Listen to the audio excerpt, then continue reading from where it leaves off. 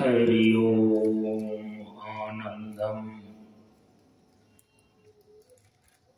प्रशांति जीवन दर्शनम नमो नारायण नारायणम। सनातन धर्म के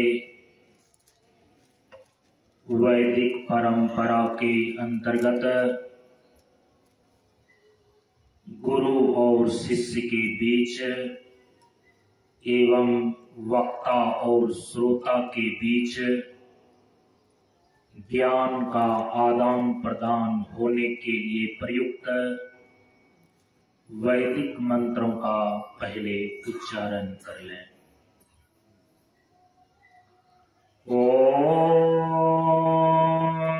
सहना भवतु ओम सहना भवतु सहनौ भुनक्तु सहनौ भुनक्तु सह वीर्यं करवावहै सह वीर्यं करवावहै तेजस्विनावधीतमस्तु तेजस्विनावधीतमस्तु मा विद्विषावहै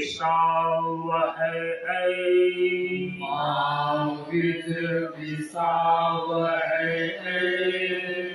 ओम शांति शांति शांति। ओम शांति शांति शांति।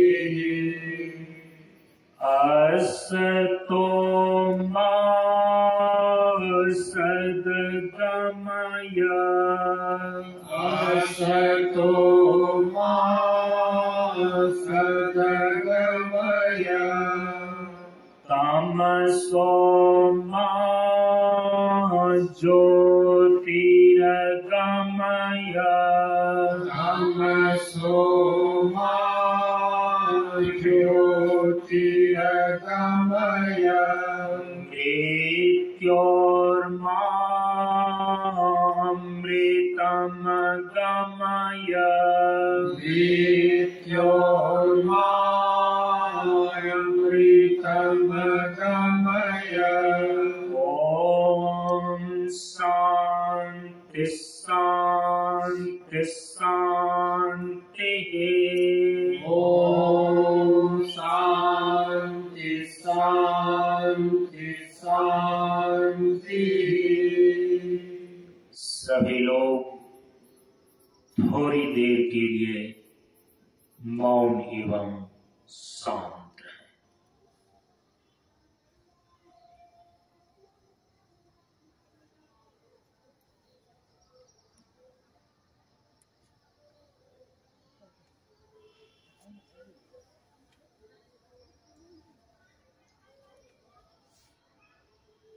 नमो नारायण।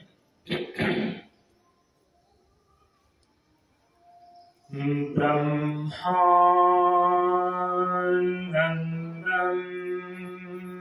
परम सुखदं केवलं ज्ञानमूर्तिं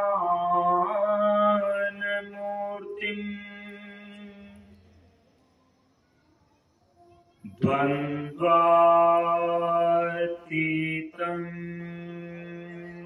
गगनसदृशं तत्त्वमस्यादिलक्ष्यम् एकं नित्यं विमलमचलम् सर्वधी साक्षिभूतम्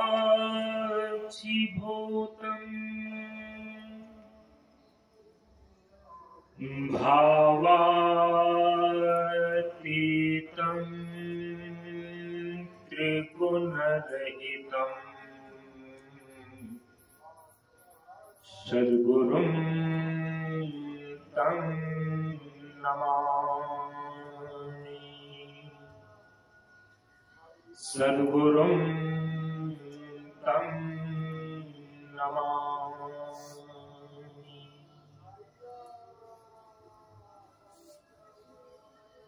श्री गुरु चरण स्पर्श अनुभूति।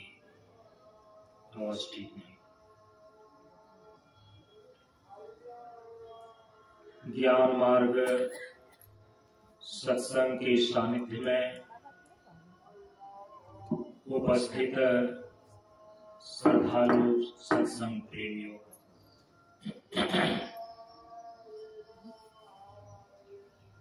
ज्ञान बढ़े गुणवान के संगत, ध्यान बढ़े तपस्वी संग किन्हा, बुद्धि विवेक विचार बढ़े संत सन्यासी सुसज्जन तिन्हो। इसलिए ज्ञानी वेद है ज्ञान से, व्याधा वेद है तीर, सद्गुरु वेद है शब्द से, भेंगे सकल शरीर। प्रेमियों, हम सभी लोग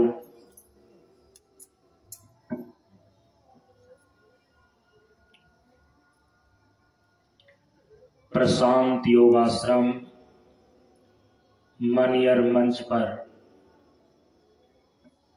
संन्यास दिवस के उपलक्ष्य में होने वाले प्रतिवर्ष 7 दिवसीय सत्संग कार्यक्रम के आज पूर्णाहुति सत्संग में उपस्थित हैं।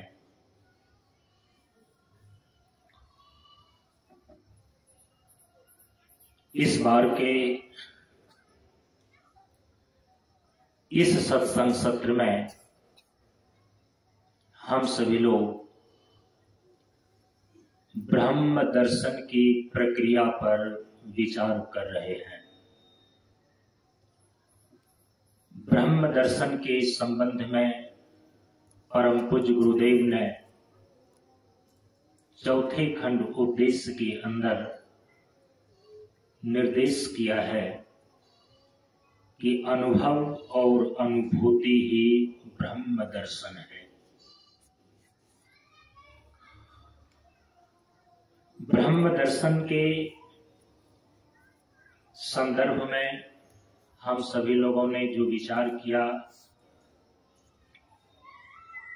उस पर सिंहावलोकन करते हुए फिर ब्रह्म दर्शन की प्रक्रिया के विचार में हम लोग प्रवेश करेंगे। अनुभव और अनुभूति ही ब्रह्म दर्शन है। ब्रह्म दर्शन कहते किसे हैं? ब्रह्म दर्शन के स्वरूप को इस उपदेश में परिभाषित किया गया है।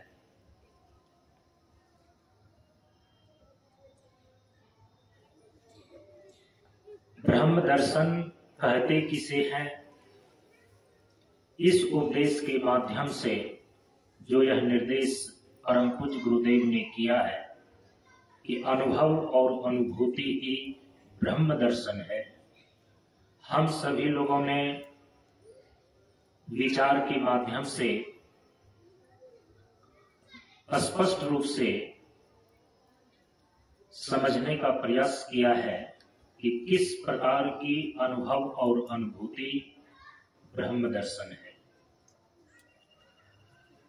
जो जीवन को बरकरार रखे उसे सत्य कहते हैं।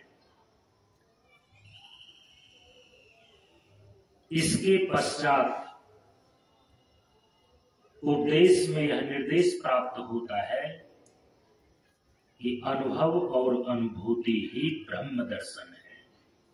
इसका यह अभिप्राय है कि जो सत्य तत्व है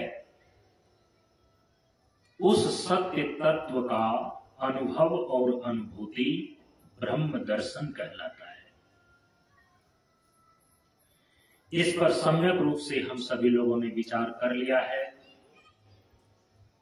कि सत्य तत्व के रूप में ब्रह्म और आत्म तत्व की ही प्रतिष्ठा है।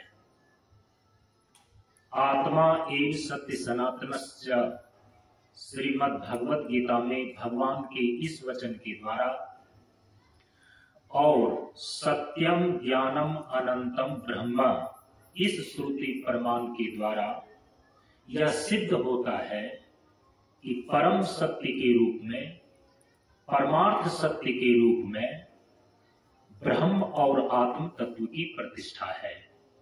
इसीलिए ब्रह्म और आत्मा के अप्रोक्ष ज्ञान का नाम ब्रह्म दर्शन है। ब्रह्मात्म स्थिति को ही ब्रह्म दर्शन बोलते हैं। ब्रह्म दर्शन क्यों करना चाहिए? जीवन में ब्रह्म दर्शन की आवश्यकता क्यों है? परम पूज्य गुरुदेव ने इसका उत्तर 2 उपदेश के माध्यम से निर्देशित किया है। इस पर हम लोगों ने विचार किया। परम पूज्य गुरुदेव उपदेश में निर्देश करते हैं कि दैहिक, दैविक और भौतिक तापों को सह लेना ही ब्रह्म दर्शन है। इसके बाद आगे उपदेश में निर्देश करते हैं कि निराधार में आनंद, प्रसन्न और संतुष्ट रहना ही आत्मावान होना है। यह दोनों उपदेश ब्रह्म दर्शन के प्रयोजन को सिद्ध करता है कि हमें अपने जीवन में ब्रह्म दर्शन क्यों करना चाहिए। क्योंकि हम अपने जीवन में ताप, संताप, दुख नहीं चाहते हैं और जितने भी प्रकार के प्रयास, प्रयत्न और पुरुषार्थ कर रहे हैं उसका एक ही ध्येय है, एक ही लक्ष्य है कि हम अपने जीवन से दुखों की आत्यांतिक निवृत्ति कर लें। दुख 3 प्रकार के होते हैं, दैहिक, दैविक और भौतिक। सभी प्रकार के दुखों को इसी 3 श्रेणी में रखा गया है, दैहिक, दैविक और भौतिक। चूंकि दुख जो है संताप देने वाला है, भीतर से शोक और संतप्त करने वाला है, इसीलिए इसको बोलते हैं ताप। दैहिक, दैविक, भौतिक तापा, ये 3 प्रकार के दुख हैं, ये 3 प्रकार के ताप हैं। परम पूज्य गुरुदेव क्या कह रहे हैं उपदेश में? ध्यान दीजिए। दैहिक, दैविक और भौतिक तापों को सह लेना ही ब्रह्म दर्शन है। उपदेश का वाच्यार्थ कहने में ही जो अर्थ स्पष्ट हो जाए उसको बोलते हैं वाच्यार्थ। उपदेश का, इस उपदेश का वाच्यार्थ यह कहता है कि जो साधक ब्रह्म दर्शन करना चाहता है उसे अपने जीवन में दैहिक, दैविक और भौतिक तापों को सहने की क्षमता लानी चाहिए। ये साधना की स्थिति है। साधना करते करते करते जब लक्ष्य पूरा हो जाता है, ब्रह्म दर्शन की प्राप्ति हो जाती है, तो फिर उसकी फलश्रुति क्या है? इसी उपदेश के लक्ष्यार्थ को इस रूप में स्पष्ट किया जाता है। इसी उपदेश का लक्ष्यार्थ यह कहता है कि ब्रह्म दर्शन हो जाने पर जीवन से दैहिक, दैविक और भौतिक तापों की आत्यांतिक निवृत्ति हो जाती है, समन हो जाता है। दैहिक, दैविक और भौतिक ताप सदा के लिए शांत हो जाते हैं। तो ब्रह्म दर्शन का ये प्रयोजन है कि जिस त्रिविध दुखों से हम अपने जीवन में त्रस्त हैं, जीवन की समस्याएं बनकर के खड़ी हैं, जीवन की इन सारी समस्याओं का अंतिम समाधान प्राप्त हो जाता है ब्रह्म दर्शन से। अब दूसरा उपदेश यह निर्देश कर रहा है कि निराधार में आनंद, प्रसन्न और संतुष्ट रहना ही आत्मावान होना है। ब्रह्म और आत्मा यही सत्य तत्व है। बृहत्वात् इति ब्रह्म, जो सत्य तत्व है, महतो महियान के रूप में उसको ब्रह्म कहा जाता है, परम प्रभु परमात्मा कहा जाता है। जो परम सत्य तत्व है, परम सत्य जो सत्य तत्व है, उसी को अनोरनियान के रूप में आत्मा कहा जाता है। ब्रह्म की सत्ता ही इस शरीर के भीतर आत्मा कहलाती है। इसीलिए श्रुति अयम आत्मा ब्रह्म, यह आत्मा ही ब्रह्म है, ऐसा निर्देश करती है। तो परम पूज्य गुरुदेव इसीलिए ब्रह्म दर्शन ऐसा निर्देश करने के पश्चात अब कहते हैं कि आत्मावान होना है। इसका मतलब है कि जो श्रुति ब्रह्म और आत्मा के एकत्व को निर्देशित करती है कि अयम आत्मा ब्रह्म, उसी अभिप्राय को ब्रह्म दर्शन कहने के पश्चात आत्मावान होना, यह कहना सिद्ध करता है कि अयम आत्मा ब्रह्म। ब्रह्म और आत्मा ये दो नहीं है, सत्य तत्व एक है। उसी एक सत्य को महतो महियान के रूप में ब्रह्म कहा जाता है, अनोरनियान के रूप में आत्मा कहा जाता है। तो निराधार में आनंद, प्रसन्न और संतुष्ट रहना ही आत्मावान होना है। इसका अभिप्राय क्या निकला कि जो ब्रह्म दर्शन कर लेते हैं आत्मावान हो जाते हैं। आत्मावान हो जाने पर, ब्रह्म दर्शन की स्थिति प्राप्त हो जाने पर निराधार में आनंद, प्रसन्न और संतुष्ट रहने की क्षमता आ जाती है। शास्त्र की भाषा में इसको एक शब्द में कहते हैं परमानंद की समुपलब्धि। आप चाहते क्या है, आपका अभिष्ट क्या है? सुख। सुख में भी कैसा सुख? क्षणिक सुख नहीं,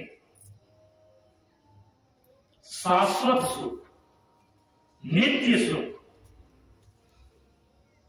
हम इस प्रकार के परमानंद को चाहते हैं और उस परमानंद की समुपलब्धि किसी भी अनित्य और नश्वर पदार्थ से संभव नहीं है। उस परमानंद की समुपलब्धि एकमात्र ब्रह्म दर्शन से संभव है, जिसको परम पूज्य गुरुदेव इस उपदेश के माध्यम से निर्देशित कर रहे हैं कि निराधार में आनंद, प्रसन्न और संतुष्ट रहना ही आत्मावान होना है। तो ये हो गया ब्रह्म दर्शन का प्रयोजन। जीवन में ब्रह्म दर्शन क्यों करना चाहिए? इसीलिए यदि जीवन में हम दुखों की आत्यांतिक निवृत्ति करना चाहते हैं, दैहिक और भौतिक तापों को सदा के लिए दूर करना चाहते हैं, वह एकमात्र ब्रह्म दर्शन से संभव है। इसलिए ब्रह्म दर्शन आवश्यक है।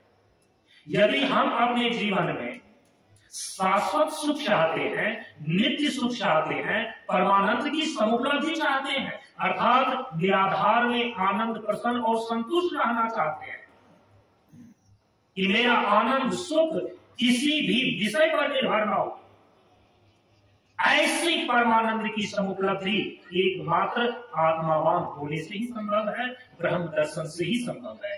इसलिए ब्रह्म दर्शन आवश्यक है। अब तीसरे बिंदु पर यह जिज्ञासा बनती है कि हम ब्रह्म दर्शन कैसे करें, ब्रह्म दर्शन करने की प्रक्रिया क्या है। इसी पर हम लोग विचार कर रहे हैं, पिछले सत्र से ही विचार कर रहे हैं। इस बार तो विचार के क्रम को आगे बढ़ाया गया है। परम पूज्य गुरुदेव ने ब्रह्म दर्शन की प्रक्रिया को चौथे खंड उपदेश में 2 उपदेश के द्वारा निर्देशित किए हैं। आप सभी लोगों ने श्रवण किया। ब्रह्म दर्शन की प्रक्रिया को निर्देशित करने वाला 2 उपदेश। एक उपदेश ब्रह्म दर्शन करने की योग प्रक्रिया को निर्देशित करता है और दूसरा उपदेश ब्रह्म दर्शन करने की वेदांत प्रक्रिया को निर्देशित करता है। परम पूज्य गुरुदेव अपने उपदेश में निर्देश कर रहे हैं कि एकाग्रता और ध्यान देवात्मा और ब्रह्म है, विकाग्रता और उलझान प्रेतात्मा और यम है। जो साधक योग साधना के द्वारा अपने जीवन में अपने अंतःकरण के विकाग्रता और उलझान को दूर कर लेता है, चित्त वृत्ति निरोध की प्रक्रिया के द्वारा चित्त वृत्ति को शांत कर लेता है, एकाग्र कर लेता है, अर्थात एकाग्रता और ध्यान की क्षमता को प्राप्त कर लेता है। तो एकाग्रता और ध्यान देवात्मा और ब्रह्म है, वो ब्रह्म की अनुभूति कर सकता है, ब्रह्मात्म स्थिति को उपलब्ध हो सकता है। यह है योग की प्रक्रिया। एकाग्रता और ध्यान की पराकाष्ठा का नाम योग सूत्र के अंदर योग दर्शन में विवेक ख्याति कही जाती है। योगा अंग अनुष्ठानात् अशुद्धि क्षये दीप्तेर ज्ञाने विवेक ख्याते है। योग के अंगों का विधिवत अनुष्ठान करने से अशुद्धि का क्षय होकर विवेक ख्याति उद्दीप्त हो जाता है। योगश्चित्त वृत्ति निरोध, एकाग्रता और ध्यान को प्राप्त करने की जो वैज्ञानिक प्रक्रिया है उसी को बोलते हैं योग। तो योग के अंगों का विधिवत अनुष्ठान करने से अर्थात यम नियम पूर्वक आसन प्राणायाम प्रत्याहार धारणा और ध्यान का अभ्यास करने से एकाग्रता और ध्यान की पराकाष्ठा प्राप्त होती है, अर्थात विवेक ख्याति की क्षमता प्राप्त होती है। जिस साधक के अंदर विवेक ख्याति की क्षमता आ जाती है वो जड़ प्रकृति से अपनी चेतन आत्मा को विविक्त कर लेता है और फिर उस अवस्था में जब चेतन आत्मा जड़ प्रकृति से अपने को अलग करने में समर्थ हो जाती है, वह चेतन आत्मा अपने शुद्ध स्वरूप में ही अवस्थिति लाभ करता है। जड़ प्रकृति से चेतन आत्मा का विविक्त होकर अपने शुद्ध स्वरूप में अवस्थित हो जाना, इसी को बोलते हैं निर्विकल्प समाधि। योग प्रक्रिया के अंदर इसी को बोलते हैं आत्म साक्षात्कार, इसी को बोलते हैं वेदांत के अंदर ब्रह्म दर्शन। तो योग की प्रक्रिया को बताने वाला यह उद्देश्य कि एकाग्रता और ध्यान देवात्मा और ब्रह्म है, ये ब्रह्म दर्शन की योग प्रक्रिया को सूचित कर रहा है। ब्रह्म दर्शन की प्रक्रिया का जो दूसरा रूप है ज्ञान मार्ग, वेदांत की विधा, वेदांत की प्रक्रिया, इसको निर्देशित करने वाला उपदेश है। परम पूज्य गुरुदेव इस विषय में अपने उपदेश के अंदर कहते हैं कि प्रकृति में पंच तत्वों की विशालता को दर्शाना ही ब्रह्म दर्शन है। योग की प्रक्रिया के अंदर एकाग्रता और ध्यान यही केंद्रीय शब्द है। तो वेदांत प्रक्रिया के अंदर, ज्ञान मार्ग के अंदर विचार और विवेक यही केंद्रीय शब्द है। विचार और विवेक के द्वारा ब्रह्म और आत्मा के शुद्ध स्वरूप को हम उपलब्ध करते हैं। इसीलिए प्रकृति में पंच तत्वों की विशालता को दर्शाना परम पूज्य गुरुदेव कहते हैं ब्रह्म दर्शन है। और हम सभी लोग यह विचार करके आए हैं कि प्रकृति में पंच तत्वों की विशालता को दर्शाने का अभिप्राय क्या है। प्रकृति में पंच तत्वों की विशालता को दर्शाने का अभिप्राय है कि प्रकृति में पंच तत्वों की सत्ता, महत्ता और उपयोगिता को सिद्ध करना ब्रह्म दर्शन के संदर्भ में। वैज्ञानिक लोग भी प्रकृति के पांचों तत्वों का अनुसंधान करते हैं। कई प्रकार के यंत्र और महायंत्रों का निर्माण तत्वों के अनुसंधान का परिणाम है, लेकिन उसका अंतिम परिणाम ब्रह्म दर्शन निकल करके नहीं आया। भौतिक विकास हुआ और यदि ठीक ढंग से विचार किया जाए तो विज्ञान ने अपने तरीके से जो भौतिक विकास किया है, जितना भौतिक विकास नहीं किया, आज पूरी मानव जाति विनाश की कगार पर खड़ा है। परम पूज्य गुरुदेव कहते हैं कि प्रकृति में पंच तत्वों की विशालता ब्रह्म दर्शन है।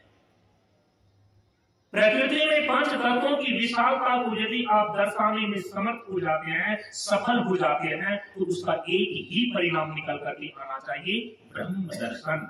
ब्रह्म जो परम सत्य, जो परम तत्व, जो सबका अधिष्ठान है, उस ब्रह्म का अप्रोक्ष ज्ञान हो जाना चाहिए। इसीलिए प्रकृति में पंच तत्वों की विशालता को दर्शाने का अभिप्राय है कि प्रकृति में पांचों तत्वों की सत्ता, महत्ता और उपयोगिता को सिद्ध करना। और हम लोगों ने विचार किया प्रकृति में पांच तत्वों की सत्ता किस रूप में है। प्रकृति में पंच तत्वों की सत्ता त्रिविध रूप में है, स्थूल, सूक्ष्म और कारण।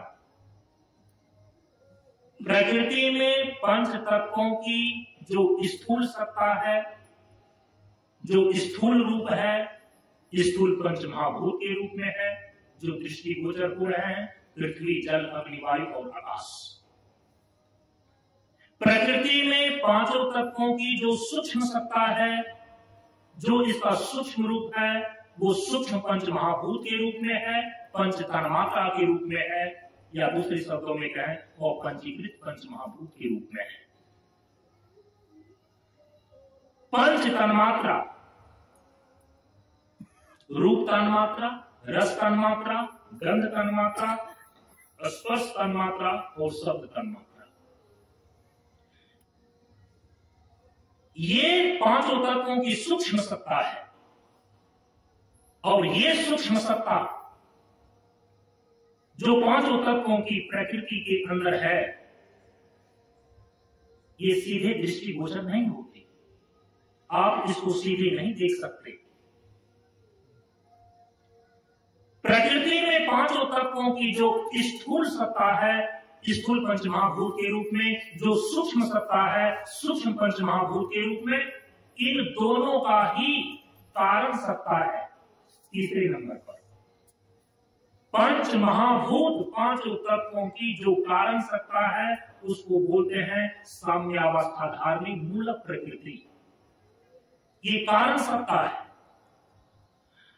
जब सूक्ष्म सत्ता का ही आप सीधे दर्शन नहीं कर सकते, तो कारण सत्ता का आप दर्शन कैसे कर सकते हैं? प्रकृति में पंच तत्व की सत्ता ये तीन रूप में है, स्थूल, सूक्ष्म और कारण। इस तीनों के परे स्थूल, सूक्ष्म और कारण, स्थूल पंचमहाभूत, सूक्ष्म पंचमहाभूत और कारण रूपा साम्यावस्था धारणी मूल प्रकृति, इस तीनों के परे जो चतुर्थ सत्ता है वो है ब्रह्म की सत्ता। प्रकृति पार प्रभु सबकी उर्वासी।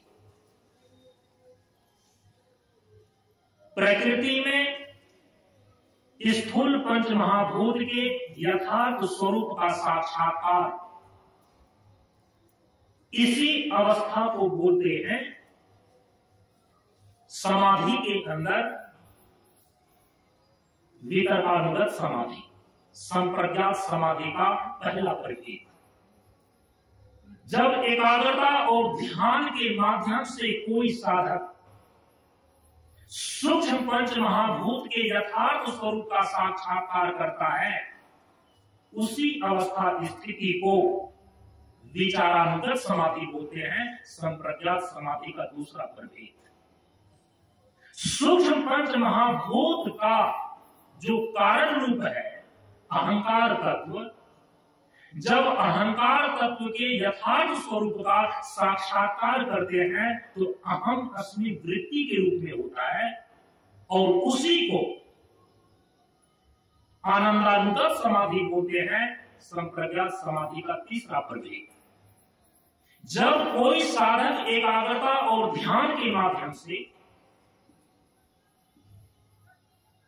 अहंकार तत्व का भी जो कारण महतत्व है, महातत्व के यथार्थ स्वरूप का साक्षात्कार कर लेता है, और उसका साक्षात्कार अस्मि वृत्ति के रूप में होता है। इसी स्थिति को समाधि के अंदर अस्मितानुगत समाधि बोलते हैं, संप्रज्ञात समाधि का चौथा प्रभेद। ये जो प्रकृति की त्रिविध सत्ता है, पंच तत्वों का जो त्रिविध रूप है, स्थूल सूक्ष्म और कारण, इसके यथार्थ स्वरूप का साक्षात्कार करना ही संप्रज्ञात समाधि कहलाता है। इन तीनों सत्ताओं से परे, इन तीनों सत्ताओं से पार जो चतुर्थ सत्ता के रूप में ब्रह्म की सत्ता है, त्रिगुणात्मक प्रकृति से विविध होकर विवेक ख्याति के बल पर जब कोई साधक अपने ही शुद्ध स्वरूप में अवस्थिति लाभ प्राप्त कर लेता है, तब उसको बोलते हैं निर्विकल्प समाधि, उसी को बोलते हैं असंप्रज्ञात समाधि।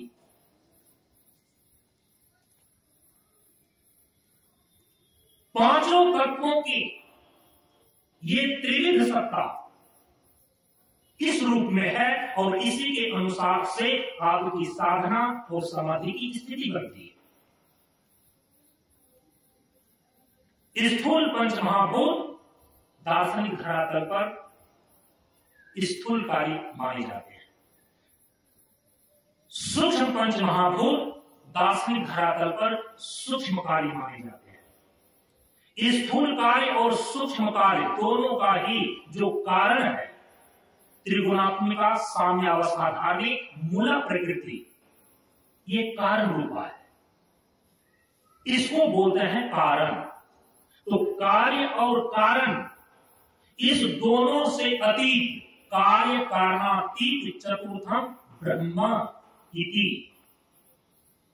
कार्य और कारण से परे, कार्य और कारणातीत तत्व के रूप में निर्गुण निर्विशेष ब्रह्म की सत्ता है। आप सीधे वहां पर नहीं जा सकते, इसीलिए प्रकृति के पंच तत्वों की विशालता को दर्शाना आवश्यक है, इसको समझना आवश्यक है, इसकी सत्ता महत्ता और उपयोगिता को समझकर अपने जीवन में धारण करना आवश्यक है। तो सत्ता तो हो गई त्रिविध रूप में, और यहां पर यह भी ध्यान में रखना चाहिए कि पांचों तत्वों का जो मौलिक स्वरूप है वह एकमात्र ब्रह्म है। स्थूल रूप, सूक्ष्म रूप और कारण रूप को पार करके ही पांचों तत्वों के मौलिक स्वरूप जो परम तत्व के रूप में ब्रह्म है, उस ब्रह्म का दर्शन, उस ब्रह्म का साक्षात्कार आप प्राप्त कर सकते हैं। ये सत्ता की बात हो गई। महत्ता की बात, इस पर भी विचार हो चुका है। व्यवहारिक धरातल पर परम पूज्य गुरुदेव ने अपने उपदेश के द्वारा पांचों तत्वों की महत्ता को इस रूप में दर्शाया कि धरती एक शैया है, जल ही जीवन है, अग्नि ज्योति है, वायु प्राण है, आसमान साधन है। आपके जीवन के अस्तित्व का पहला हिस्सा जो आपका शरीर है, ये शरीर जीवित है, ये शरीर स्वस्थ है, ये शरीर चलायमान है प्रकृति के पांचों तत्वों से।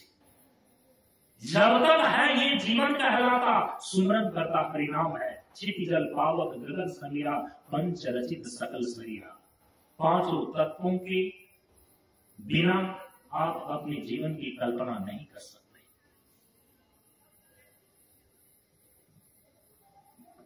और वो हमारे जीवन में, हमारे जीवन के व्यवहार में जिस रूप में प्रयुक्त है, व्यवहित है।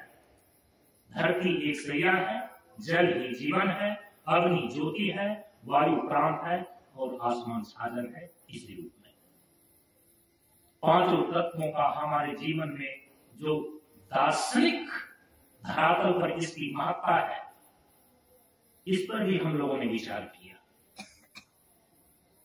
जो परम तत्व ब्रह्म है, ब्रह्म दर्शन जो हमारे जीवन का लक्ष्य है, प्रकृति की त्रिविध सत्ता के परे है, लेकिन वह निर्गुण निर्विशेष ब्रह्म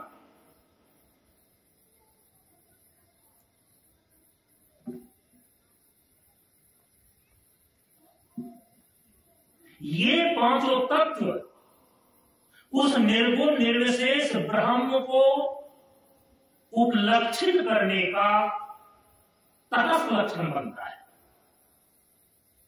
जो तत्व अभी आपकी अनुभूति से परे है, उसका परिज्ञान आपको कोई भी कैसे कर सकता है? उसको उस तत्व का अवबोध कराने का माध्यम कौन बनेगा? ब्रह्म के स्वरूप लक्षण और तटस्थ लक्षण, ये दो प्रकार के लक्षण हैं। ब्रह्म अपने स्वरूप में निर्गुण है, निर्विशेष है। जो तत्व निर्गुण है, निर्विशेष है, वहां तो शब्द की साक्षात गति ही नहीं हो सकती। वो निर्विचार है। गो गोचर जहां लग मन जाई, सो सब माया जाने हूं भाई, गोस्वामी जी कहते हैं। जहां तक आपका मन जाता है, जहां तक ये मन गति कर सकता है, वहां तक माया का ही क्षेत्र है। ब्रह्म तो माया से परे है, ये फिर मन वहां तक कैसे जा सकता है? उसको उपलक्षित किया जाता है।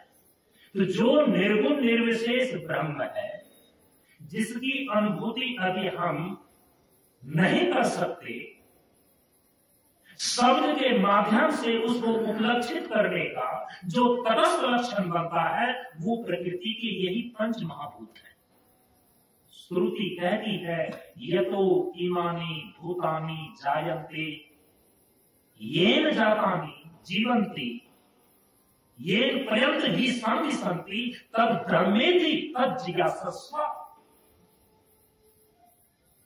सीधे निर्गुण निर्विशेष ब्रह्म तत्व का अवबोध आप प्राप्त नहीं कर सकते।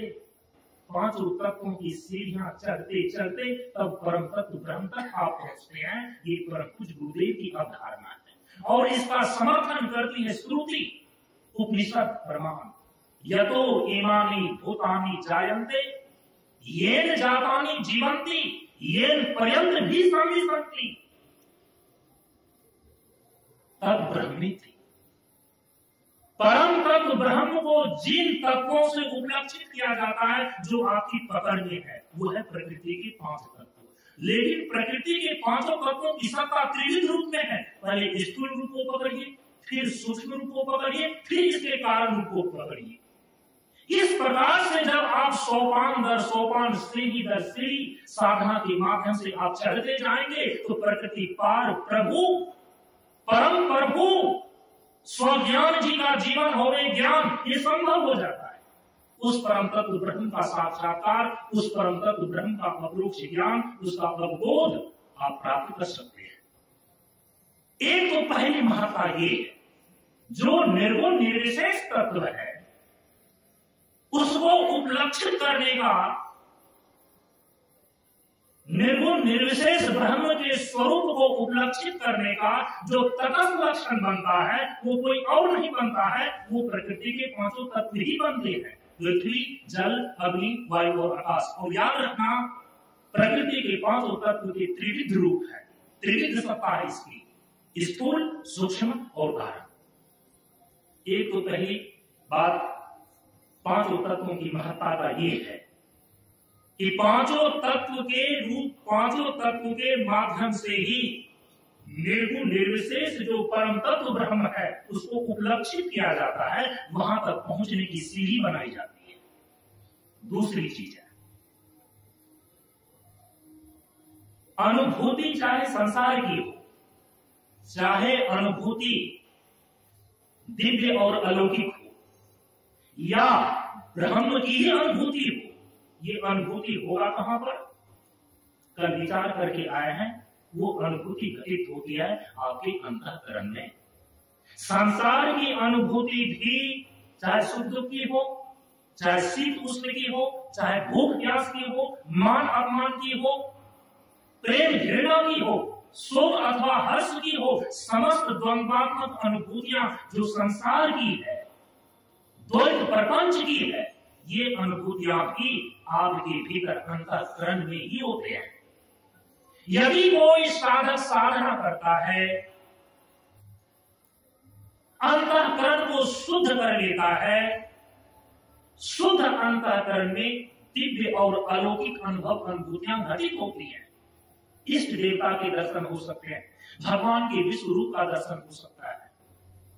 ये अलौकिक दिव्य अनुभव, अनुभूतियां भी आपके शुद्ध अंतःकरण में ही होते हैं, कहीं बाहर नहीं।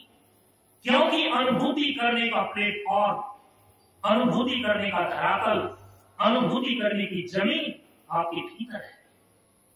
इसीलिए परम पूज्य गुरुदेव कहते हैं कि अपनी चेतना को अंतर्मुखी करो। इंद्रिय निग्रह जीवन संग्रह, इंद्रिय सिद्धि जीवन वृद्धि, अंतर्मुखी आनंद है। जब अपनी चेतना को आप अंतर्मुखी करेंगे तब आप अंतर जगत में प्रवेश करते हैं। अंतर जगत में ही आंतरिक अनुभूतियां होती हैं। तो ब्रह्मानंद की अनुभूति, ब्रह्मात्म तत्व की अनुभूति, ये भी कहीं और नहीं होगा। संसार की अनुभूति जिस मन में होती है, परम तत्व ब्रह्म की अनुभूति भी उसी अंतःकरण में होती है। अंतर केवल इतना है कि संसार के भोग और राग की अनुभूति करने के लिए अंतःकरण कैसा भी हो तो चलेगा, गंदा हो, चंचल हो, विक्षिप्त हो, ऐसी स्थिति अंतःकरण की हो तो भी उसमें संसार की भोग और राग की अनुभव, अनुभूति हो जाएगी। लेकिन परम तत्व ब्रह्म की अनुभव और अनुभूति शांत, शुद्ध और एकाग्र अंतःकरण में होते हैं। और आपको मालूम है कि आपका अंतःकरण कैसे बना है? आपके सूक्ष्म शरीर का हिस्सा जो अंतःकरण है, ये बना कैसे है? प्रकृति के पंच तत्वों के सूक्ष्म भाग से, प्रकृति के सत्व से, पांचों तत्वों के सत्व से मन, बुद्धि, चित्त, अहंकार का निर्माण हुआ है। यदि प्रकृति के सत्व से आपके भीतर वृष्टि धरातल पर अंतःकरण निर्मित न हो तो परम तत्व ब्रह्मानंद की अनुभूति आप नहीं कर सकते। पांचों तत्व ही आपके शरीर के भीतर सूक्ष्म शरीर के रूप में अंतःकरण निर्मित करता है और उसी शुद्ध अंतःकरण में परम तत्व ब्रह्म की अनुभूति घटित होती है। इसलिए पांचों तत्व की ये महत्ता है दार्शनिक धरातल पर। कल बता करके आए हैं पांचों तत्व की महत्ता का दार्शनिक धरातल पर तीसरा बिंदु, जो परम तत्व ब्रह्म है, प्रकृति के ये पांचों तत्व उसको भिन्न भिन्न रूप में अभिव्यक्त करने में समर्थ होता है। स्थूल पंच महाभूत की उपाधि से उपहित ब्रह्म की संज्ञा विराट होती है। सूक्ष्म पंच महाभूत की उपाधि से उपहित ब्रह्म की संज्ञा हिरण्यगर्भ होती है। कारण रूपा जो साम्यावस्था धारणी मूल प्रकृति है, इसकी उपाधि से ब्रह्म की संज्ञा ईश्वर होती है। और निरुपाधिक रूप में जो परम सत्य के रूप में तत्व निर्गुण और निर्विशेष रूप से स्थित है, वही शुद्ध चैतन्य, शुद्ध ब्रह्म, पर ब्रह्म कहलाता है। इस प्रकार से आप देख सकते हैं कि पांचों तत्व जो निर्गुण निर्विशेष पर ब्रह्म तत्व है, उसको अभिव्यक्त करता है विराट के रूप में, हिरण्यगर्भ के रूप में, सर्वज्ञ ईश्वर के रूप में। और कोई ऐसा माध्यम नहीं है और कोई ऐसा तरीका नहीं है कि निर्गुण निर्विशेष तत्व को अभिव्यक्त किया जा सके। समष्टि धरातल पर त्रिविध रूप में ब्रह्म की सत्ता अभिव्यक्त होती है, विराट के रूप में, हिरण्यगर्भ के रूप में और ईश्वर के रूप में। और आपके शरीर के भीतर यदि समष्टि धरातल पर ब्रह्म की अभिव्यक्ति होती है, उसी पांचों तत्व से बना हुआ प्रकृति के सत्व से जो आपका अंतःकरण निर्मित है, उस ब्रह्म की भीतर अनुभूति होती है। बाहर प्रकृति में उसकी अभिव्यक्ति और वृष्टि धरातल पर आपके शरीर के अंदर शुद्ध अंतःकरण में उसकी अनुभूति। ये है पांचों तत्वों की महत्ता दार्शनिक धरातल। अब जो तीसरा बिंदु है उपयोगिता को सिद्ध करना। पांचों तत्वों की उपयोगिता ब्रह्म दर्शन में किस रूप में है, किस प्रकार से, इसको समझनी चाहिए। क्योंकि समय तो 6:45 बजने वाला है, 15 मिनट और। उपयोगिता प्रकृति में पंच तत्वों की विशालता को दर्शाने का अभिप्राय है प्रेमियों कि प्रकृति में पंच तत्वों की सत्ता, महत्ता और उपयोगिता को सिद्ध करना। प्रकृति में पंच तत्वों की सत्ता पर विचार हो गया, प्रकृति में पंच तत्वों की महत्ता पर विचार हो गया। आप देखिए प्रकृति में पंच तत्वों की उपयोगिता किस रूप में है ब्रह्म दर्शन के संदर्भ में। किस प्रकार से प्रकृति के पांचों तत्वों का हम उपयोग करें, कि उसका परिणाम, उसकी फलश्रुति ब्रह्म दर्शन सिद्ध हो जाए। क्योंकि हम सभी लोग चाहे या ना चाहे, यदि जीवित रहना है तो प्रकृति के पांचों तत्वों का उपयोग तो करते ही करते हैं। चींटी से लेकर के पशु पक्षी मनुष्य तक, देवी देवता तक प्रकृति के पांचों तत्वों का उपयोग करते हैं। यदि शरीरधारी है, चाहे वह पशु का शरीर हो या मनुष्य का शरीर हो, चींटी का शरीर हो या पक्षी का शरीर हो, चाहे देवता का शरीर, यदि शरीरधारी है तो शरीर निर्मित होते हैं चीटी जल पावक गगन समीरा पंच रचित सकल शरीरा। सबके शरीर और सब शरीर, चींटी से लेकर ब्रह्मा तक के शरीर, सबके शरीर और सब शरीर माने स्थूल शरीर, सूक्ष्म शरीर और कारण शरीर, सबके सब शरीर प्रकृति के पांचों तत्वों से निर्मित है। प्रकृति के स्थूल पंच महाभूत से सबके स्थूल शरीर निर्मित है, प्रकृति के सूक्ष्म पंच महाभूत से सबके सूक्ष्म शरीर निर्मित है, प्रकृति का जो कारण रूप है साम्यावस्था धारणी मूलक प्रकृति, इसके द्वारा सबके कारण शरीर निर्मित है। इससे बाहर कोई नहीं जा सकता। हम किस रूप में इसका उपयोग करें, कैसे करें कि इसका परिणाम ब्रह्म दर्शन सिद्ध हो जाए। 3 बिंदु, 3 स्तर से इसको समझना चाहिए, इसकी उपयोगिता। पहला बिंदु, परम पूज्य गुरुदेव कहते हैं पंच तत्वों का समुचित प्रयोग की साधना। सामान्य ढंग से जो सभी लोग जीवित रहने के लिए, अपने जीवन को बरकरार रखने के लिए पांचों तत्वों का उपयोग करते ही करते हैं, ये सामान्य उपयोग है, इसको समुचित प्रयोग नहीं बोलते। सामान्य उपयोग के द्वारा चींटी से लेकर पशु पक्षी मनुष्य तक जीवित रहता है, अपने शरीर को बरकरार रख पाता है। लेकिन परम पूज्य गुरुदेव कहते हैं कि प्रकृति के इन पांचों तत्वों की यदि समुचित प्रयोग की साधना करो, इससे ब्रह्म दर्शन संभव है। प्रकृति के पंच तत्वों की समुचित प्रयोग की साधना, पंच तत्वों का समुचित प्रयोग की साधना से ब्रह्म दर्शन संभव है। यहां जो मार्केबल बातें हैं, नोट करने वाली बातें हैं, सामान्य उपयोग नहीं बल्कि समुचित प्रयोग। यदि कोई साधक केवल सामान्य उपयोग नहीं करता बल्कि समुचित प्रयोग करता है, तब ब्रह्म दर्शन सिद्ध होता है। यदि आप सामान्य उपयोग करें तो अनादि काल से अनंत काल तक सामान्य जीव पांचों तत्वों का उपयोग करके ही वह जीवन जी रहा है, जिंदा है। तो जन्म लेना बड़ी बात नहीं है, जिंदा रहना बड़ी बात है। जिंदा रहना भी बड़ी बात नहीं है, स्वस्थ रहना बड़ी बात है। स्वस्थ रहना भी बड़ी बात नहीं है, क्योंकि एक सही स्वस्थ और संपूर्ण जीवन जीना ये बड़ी बात है। संपूर्ण जीवन जीने का अर्थ है प्रशांत जीवन। प्रशांत जीवन का अर्थ होता है ब्रह्म दर्शन। केवल स्वस्थ रहना ही बड़ी बात नहीं है, स्वस्थ रहते हुए अपने स्वरूप में स्थित हो जाना, ब्रह्म दर्शन को सिद्ध कर लेना, ये सबसे अंतिम बात है। ये कैसे होएगा?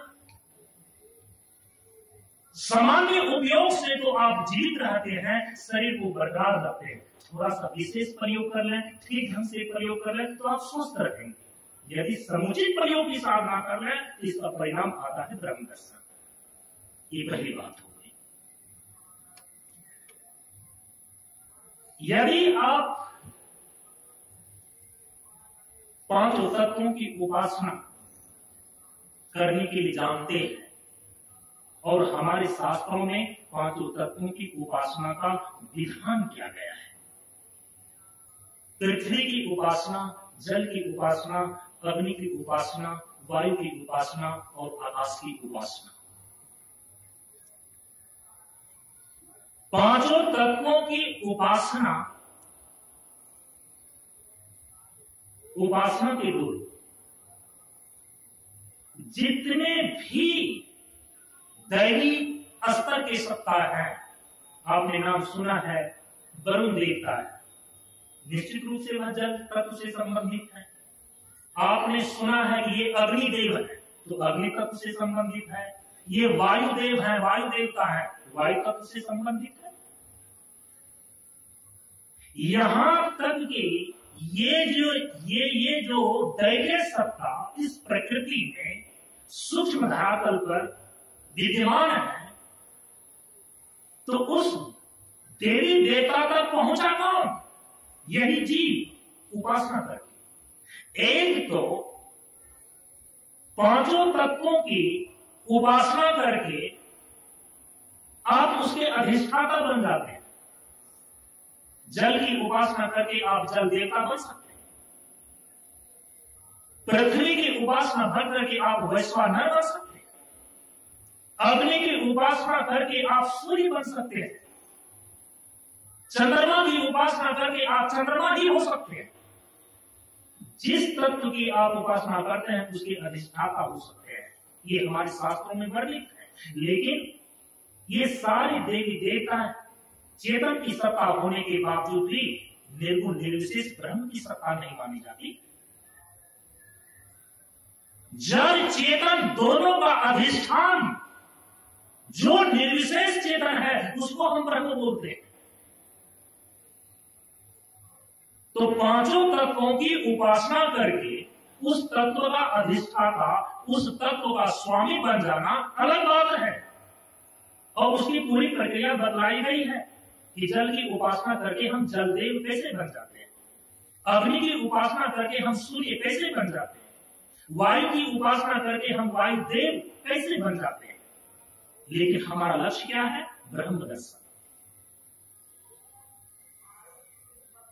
उपनिषद के अंदर उपासना की वह प्रक्रिया बतलाई गई जिसके द्वारा आप पांचों तत्वों की उपासना करके ब्रह्म दर्शन को उपलब्ध हो सकते हैं। वहां पर है ब्रह्म दृष्टि। वो उपासना का एक अलग प्रकार है, उपासना की एक अलग पद्धति है, उपासना करने का तरीका बिल्कुल अलग है। ब्रह्म दृष्टि से पृथ्वी की उपासना करें तो ब्रह्म दर्शन होगा। ब्रह्म दृष्टि से जल की उपासना करें तो ब्रह्म दर्शन होगा। ब्रह्म दृष्टि से अग्नि की उपासना करें तो ब्रह्म दर्शन होगा। ब्रह्म दृष्टि से वायु की उपासना करें तो ब्रह्म दर्शन होगा। और ब्रह्म दृष्टि से आकाश की उपासना करें तो ब्रह्म दर्शन होगा। छांदोग्य उपनिषद के अंदर पंच विद्या का वर्णन है, 5 प्रकार की विद्याएं, और वहां विद्या का अर्थ है उपासना। ब्रह्म दृष्टि से पृथ्वी तत्व की उपासना करने का नाम ही वैश्वानर विद्या है। जल तत्व की ब्रह्म दृष्टि से उपासना करने की प्रक्रिया का नाम ही छांदोग्य उपनिषद के अंदर पंचाग्नि विद्या है। अग्नि तत्व की ब्रह्म दृष्टि से उपासना करने की पद्धति का नाम ही मधु विद्या है छांदोग्य उपनिषद के अंदर। वायु तत्व की ब्रह्म दृष्टि से उपासना करने की स्थिति का नाम, इसी की संज्ञा संवर्ग विद्या है। और आकाश तत्व की ब्रह्म दृष्टि से उपासना करने की स्थिति को ही, उसी का नाम दहर विद्या छांदोग्य उपनिषद में वर्णित है। इस प्रकार से ब्रह्म दृष्टि से पृथ्वी तत्व की उपासना वैश्वानर विद्या, ब्रह्म दृष्टि से जल तत्व की उपासना पंचाग्नि विद्या, ब्रह्म दृष्टि से अग्नि तत्व की उपासना मधु विद्या, ब्रह्म दृष्टि से वायु तत्व की उपासना संवर्ग विद्या, और ब्रह्म दृष्टि से आकाश तत्व की उपासना दहर विद्या के नाम से वर्णित किया गया है। और अवसर आने पर परम पूज्य गुरुदेव के आशीर्वाद से हम सभी लोग इस पर विधिवत चर्चा करेंगे कि किस प्रकार से पृथ्वी की उपासना ब्रह्म दृष्टि से की जाती है, अर्थात वैश्वानर विद्या, वैश्वानर उपासना का स्वरूप क्या है। हम लोग क्रमशः इसकी चर्चा करेंगे। जब पांचों तत्वों की ब्रह्म दृष्टि से आप उपासना करते हैं तो इसका परिणाम आता है ब्रह्म दर्शन। ये है उपयोगिता। उपयोगिता का ये दूसरा बिंदु है। अब है ये तीसरा बिंदु। प्रकृति में जो पांचों तत्व हैं, इसकी उपयोगिता ब्रह्म दर्शन में इस रूप में सिद्ध होता है कि प्रकृति में जो पांचों तत्वों की त्रिविध सत्ता है, स्थूल सूक्ष्म और कारण रूप में,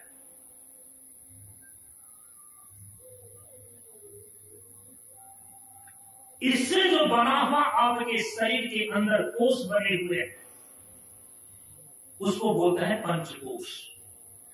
वेदांत में एक प्रक्रिया है, विचार मार्ग में, ज्ञान मार्ग में साधना की एक प्रक्रिया है,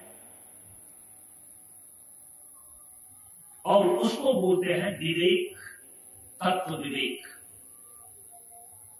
पंच महाभूत विवेक और पंच महाभूत से बना हुआ इस शरीर के अंदर जो पंचकोश है, पंचकोश का विवेक। प्रमाण पूर्वक विचार करने का नाम है विवेक। अभी आप यूं ही विचार करते हैं, श्रुति प्रमाण पूर्वक जब आप विचार करते हैं, तत्व का विचार करते हैं, तब वह तत्व विवेक कहलाता है। पंच महाभूत के विवेक से जो परम तत्व निर्गुण निर्विशेष के रूप में ब्रह्म है, उनके शुद्ध स्वरूप की उपलब्धि होती है, उसका बोध होता है। पांचों तत्वों से बना हुआ आपके शरीर में जो 5 कोष है, यदि पंचकोश का विवेक सही ढंग से आपको करने के लिए आ जाए, विवेक करने में आप समर्थ हो जाते हैं, तो पंचकोशों के विवेक से पंचकोशों के परे जो आत्मा का शुद्ध स्वरूप है, उसका साक्षात्कार होता है। इस प्रकार से पांचों तत्वों का ब्रह्म दर्शन में उपयोगिता का ये तीसरा बिंदु है। पंच महाभूत के विवेक से परम तत्व ब्रह्म के शुद्ध स्वरूप की उपलब्धि होती है। और उसी पांचों तत्वों से बना हुआ जो शरीर है पंचकोश के सम्यक विवेक से आत्मा के शुद्ध स्वरूप का साक्षात्कार होता है। इस प्रकार से प्रकृति में पंच तत्वों की उपयोगिता के ये 3 बिंदु निश्चित होते हैं और इसी तीनों बिंदुओं से प्रकृति में पंच तत्वों की समुचित प्रयोग की साधना पहला बिंदु, ब्रह्म दृष्टि से पांचों तत्वों की उपासना दूसरा बिंदु, पंच महाभूत के विवेक और पंच महाभूत से बने हुए पंचकोश का विवेक करने से ब्रह्म और आत्मा के शुद्ध स्वरूप की उपलब्धि होती है। इस प्रकार से इसकी उपयोगिता के ये 3 बिंदु निश्चित होते हैं।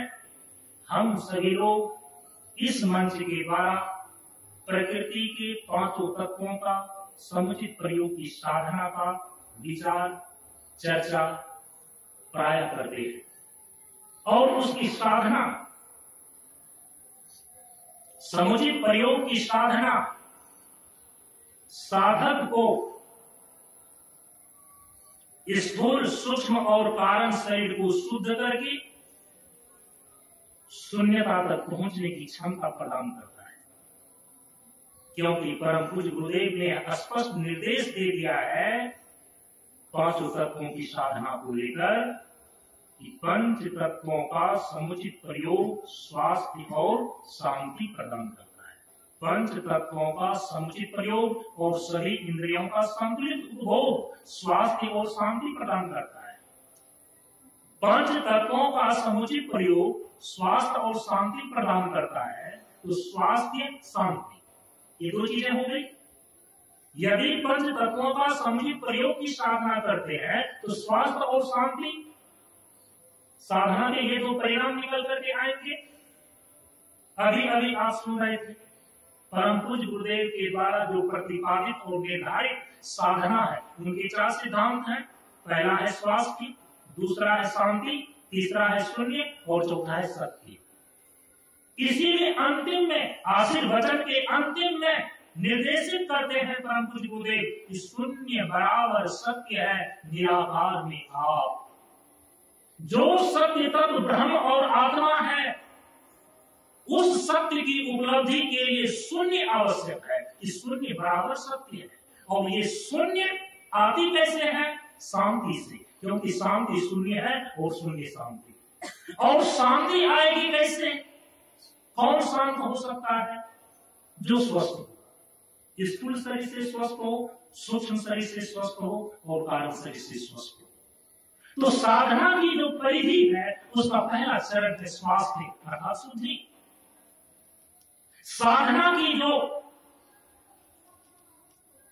केंद्रीय हिस्सा है वो है शून्यता और साधना का जो परिणाम है वो है सत्य उपलब्धि।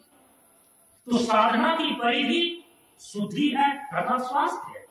साधना का जो केंद्र है वो शून्य है और साधना की उपलब्धि जो है वो सत्य का साक्षात्कार है। तो शून्य बराबर सत्य है, माने यदि सत्य को आप उपलब्ध करना चाहते हैं, सत्य के रूप में जो ब्रह्म और आत्म तत्व है उसका अप्रोक्ष ज्ञान प्राप्त करना चाहते हैं, तो उसके लिए शून्य की भूमि चाहिए।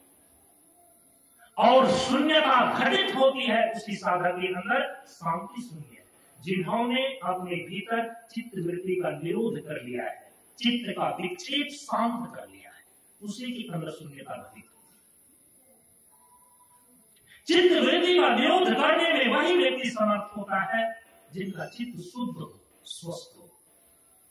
यदि शुद्धि है तो शून्यता घटित होने की पूरी संभावना है। यदि शुद्धि और शून्यता दोनों आ जाए फिर सत्य उपलब्धि को कोई नहीं रोक सकता। परम पूज्य गुरुदेव इसीलिए पंच तत्वों का समुचित प्रयोग की साधना की सबसे प्रथम 2 उपलब्धि बताते हैं, स्वास्थ्य और शांति। और यदि स्वास्थ्य शांति आप उपलब्ध कर लेते हैं तो शांति शून्य है, शून्य शांति। यदि शांति का चूंकि अभिप्राय है चित्त के विक्षेप का दूर हो जाना, कि पाचन सांच होने से ज्ञान अभ्यास हो जाता, ज्ञान की पूरी संभावना होगी। यदि चित्त शुद्ध है, ज्ञान हुए सो शांत हुए सो, ज्ञान तभी होगा जब चित्त शांत होगा। तो शुद्धि और शांति, फिर वहां पर घटित होगी शून्यता। शून्यता का अर्थ है शरीर शून्यता, विचार शून्यता और भाव शून्यता। शून्यता के ये 3 चरण हैं। उसी प्रकार से शुद्धि के भी 3 चरण हैं, स्वास्थ्य के भी 3 चरण हैं। स्थूल शरीर से स्वस्थ होना, शरीर का रोग रहित होना, सूक्ष्म शरीर से स्वस्थ होना, सूक्ष्म शरीर का भोग रहित होना, कारण शरीर से स्वस्थ होना अर्थात कारण शरीर का शोक रहित होना। शरीर शुद्धि, विचार शुद्धि और भाव शुद्धि, ये शुद्धि के 3 धरातल हैं, ये 3 चरण हैं। शरीर की शुद्धि हो तो शरीर शून्यता घटित होती है, विचार शुद्धि हो तो विचार शून्यता घटित होती है, भाव शुद्धि हो तो भाव शून्यता घटित होती है। यदि शून्य की भूमि पर आप आ गए, आत्मा के यथार्थ स्वरूप का साक्षात्कार होता है, बोध होता है। इसलिए शून्य बराबर सत्य है, निराकार में आप। 5 तत्वों के समुचित प्रयोग की साधना, समुचित प्रयोग की 3 विधि आप सुनते रहते हैं, स्नान, पान और ध्यान। स्नान और पान के द्वारा शुद्धि प्राप्त होती है। 5 तत्वों के स्नान के द्वारा, 5 तत्वों के पान के द्वारा शरीर शुद्धि होती है। 5 तत्वों का यदि आप ध्यान करें, भाव शुद्धि की प्राप्ति हो जाती है। कारण स्तर पर 5 तत्वों का यदि आप चिंतन करें, विचार शुद्धि हो जाती है। इसलिए 5 तत्वों के समुचित प्रयोग के द्वारा शुद्धि तीनों धरातल पर घटित होती है और वहां पर शांति आती है। और वही शांति शून्यता में परिणत होती है, क्योंकि शांति शून्य है। और शून्यता भी 3 धरातल पर घटित होगी, शरीर शून्यता, विचार शून्यता और भाव शून्यता। और जब शरीर शून्यता बोलते हैं तो इसका अभिप्राय होता है कि चेतन आत्मा का स्थूल शरीर से तादात्म्यपत्ति का टूट जाना। जब आप विचार शून्यता बोलते हैं तो विचार शून्यता का अभिप्राय होता है कि सूक्ष्म शरीर से चेतन आत्मा की तादात्म्यपत्ति टूट जाना। और जब आप भाव शून्यता बोलते हैं तो भाव शून्यता का अर्थ होता है कि कारण शरीर से चेतन आत्मा की तादात्म्यपत्ति टूट जाना। क्योंकि अभी तीनों शरीर से चेतन आत्मा संयुक्त है, तादात्म्यपन्न है, इसलिए तीनों शरीर की प्रतिक्रिया ही चेतना की अनुभूति में होती है, जो कि ब्रह्म का शुद्ध स्वरूप की अनुभूति नहीं है, चेतन आत्मा की शुद्ध अनुभूति नहीं है। जब भी शरीर शून्यता घटित हो जाए, विचार शून्यता घटित हो जाए, भाव शून्यता घटित हो जाए, तो स्थूल शरीर की चपेट से बाहर, सूक्ष्म शरीर की चपेट से बाहर, कारण शरीर की चपेट से बाहर आपकी चेतना होगी। जब तीनों शरीर से तादात्म्यपत्ति टूट जाती है तो फिर आप होंगे कहां? आप होंगे अपने शुद्ध स्वरूप में। इसीलिए शुद्ध स्वरूप में आने के लिए शून्यता का होना आवश्यक है। शून्य बराबर सत्य है, निराकार में आप। इस प्रकार से 5 तत्वों के समुचित प्रयोग की साधना के द्वारा हम ब्रह्म दर्शन को, अपने शुद्ध स्वरूप को उपलब्ध होते हैं। अपनी वाणी को यहीं पर हम विराम दे रहे हैं इस सत्र में। इस चर्चा को हम फिर अगले वर्ष के सत्र में परम पूज्य गुरुदेव की कृपा से, उनके आशीर्वाद से आगे का विचार करने का हम सभी लोग प्रयास करेंगे। अब इस विचार को, इस विषय पर विचार को यहीं पर विराम देते हुए परम पूज्य गुरुदेव के श्री चरणों में सत्संग की गंगा को प्रवाहित करते हैं, फिर उनके आशीर्वचन को ग्रहण करेंगे एक साथ। सत्संग की गंगा बहती है, गुरुदेव तुम्हारे चरणों में फल मिलता है शुभ कर्मा का, गुरुदेव तुम्हारे चरणों में सत्संग की गंगा बह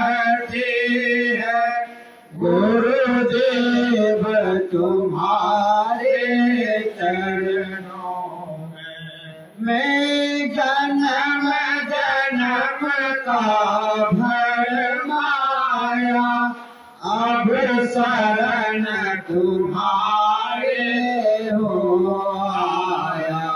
मैं जन्म जन्म का भरमाया, अब शरण तुम्हारे हो आया। इन भोले भक्ति के जीवों का कल्याण तुम्हारे चरणों में। सत्संग की गंगा बहती है, गुरुदेव तुम्हारे चरणों में। दुखियों का दुख मिटाते हो, तुम पार ब्रह्म कहलाते। दुखियों का दुख मिटाते हो, तुम पार ब्रह्म कहलाते हो।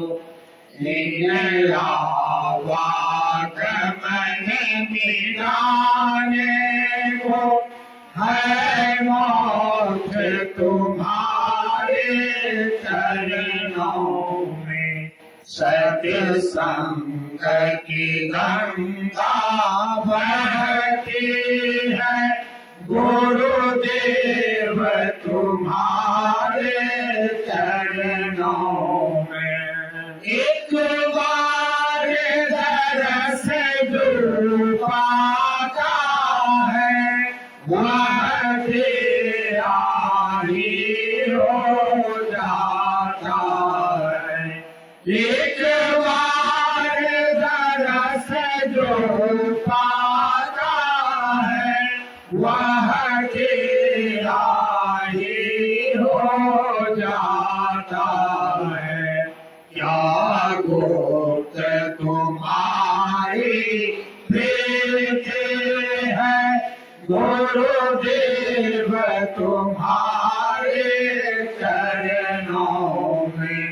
सत्संग की गंगा बहती है, गुरुदेव तुम्हारे चरणों में। मुझे कुछ पारे को, दुख दर्द दूर भगाने को। मुझे नहीं कुछ पारे को, दुख दर्द दूर भगाने को। पर लगन हमारी लगी रहे, गुरुदेव तुम्हारे चरणों में। सत्संग की गंगा बहती है, गुरुदेव तुम्हारे चरणों में। ओ हालत में आराम चैन सुख आरत में हो, जहाँ कहीं जिस हालत में आराम चैन सुख आरत में। बस ध्यान हमारा बना रहे, गुरुदेव तुम्हारे चरणों में।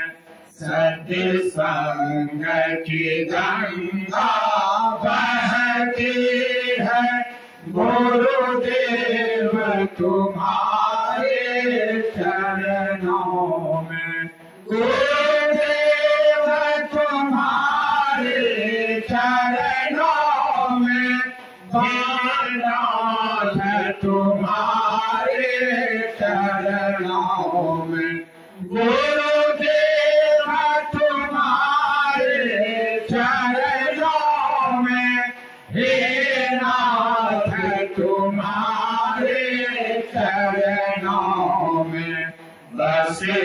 ध्यान हमारा बना रहे गुरुदेव तुम्हारे चरणों में बस ध्यान हमारा बना रहे गुरुदेव तुम्हारे चरणों में बस ध्यान हमारा बना रहे गुरुदेव तुम्हारे चरणों में।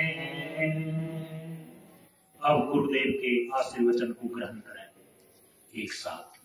निष्पार्थी को भक्ति है निर्वाही को ज्ञान निर्गांधी को मोक्ति है निर्लोभी निर्वाण जल से पतला ज्ञान है ज्ञान से पतला ज्ञान ज्ञान से पतला ज्ञान से है कल्याण